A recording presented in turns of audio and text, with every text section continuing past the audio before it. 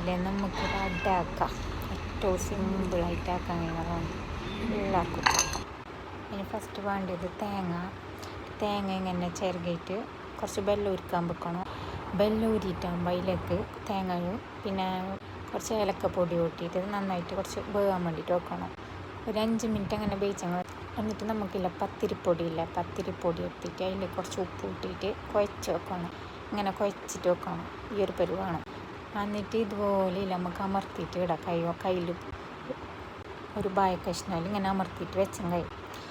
എന്നിട്ട് അതിലേക്ക് എന്താക്കണം അറിയാം, ആക്കിയിട്ട് വെച്ച തേങ്ങാൻ്റെ പണ്ടില്ല അത് നല്ല ഫുള്ള് എല്ലാ ഭാഗത്തേക്ക് ആകുന്ന പോലെ ആയിട്ട് ഇടണം. കുറച്ച് നല്ല പാങ്ങലിട്ടാൻ കൈ നല്ല ടേസ്റ്റ് ഉണ്ടാവും. പണ്ട് കൂടുന്നതിനനുസരിച്ചിട്ട് ടേസ്റ്റാണ്. എല്ലാത്തിലേക്കും ഇങ്ങനെ തേങ്ങ പണ്ട ഇട്ടിട്ട് ഇങ്ങനെ വെക്കാം. എന്നിട്ട് അതിനെ 2 ഭാഗത്തുനിന്ന് മടക്കിയിട്ട് വെക്കണം.